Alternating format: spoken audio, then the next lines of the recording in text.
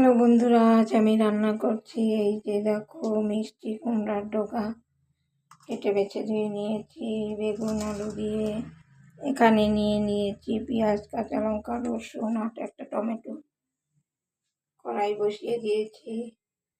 কড়াইতে দিয়ে দিলাম তেল,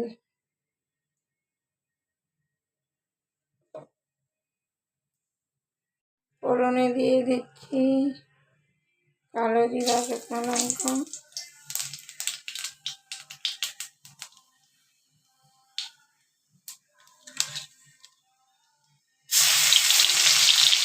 রসুন,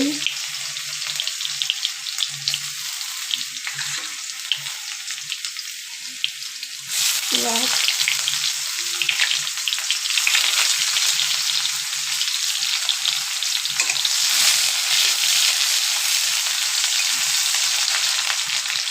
লাল লাল হয়ে গেলে দিয়ে দিব টমেটো কুচি।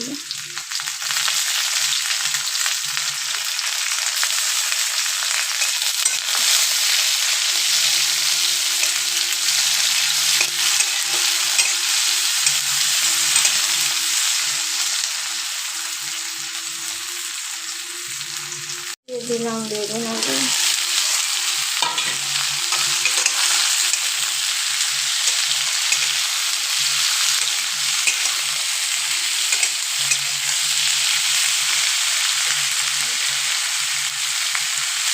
দিয়ে দিব লবণ,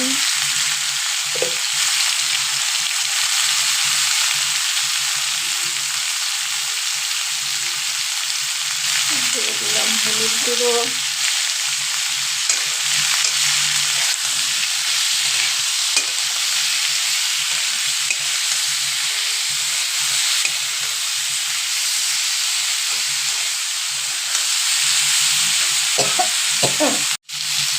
দিয়ে দিলাম জিরে ধনে গুঁড়ো, আমি একসাথে করে রেখেছি।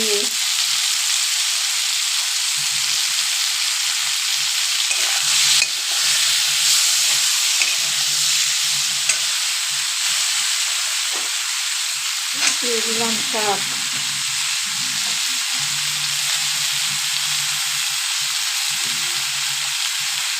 দিয়ে দিলাম চেরা কাঁচা লঙ্কা,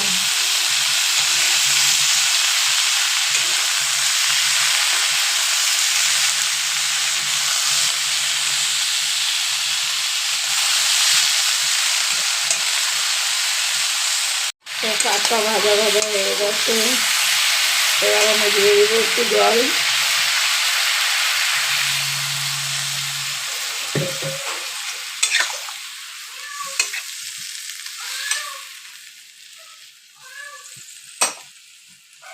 এবার দিয়ে দিব ঢাকা। এবার চলো দেখা যাক শাকটা কিরকম হয়েছে।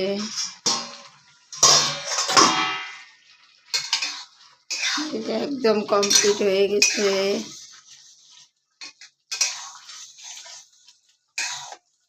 আপনারা ঝোল ঝোল খেলে ঝোল ঝোল নামাবেন এরকম করে, আর যদি শুকিয়ে নামান তাহলে শুকনো শুকনো করে নামাবেন। এবার কমপ্লিট হয়ে গেছে আমার কুমড়ো শাকের আলু বেগুনের রেসিপি। ওটা আমি এবার পরিবেশনের জন্য নামিয়ে নিই। বন্ধুরা, ভিডিওটা ভালো লাগলে লাইক কমেন্ট শেয়ার করবেন, পাশে থাকবেন।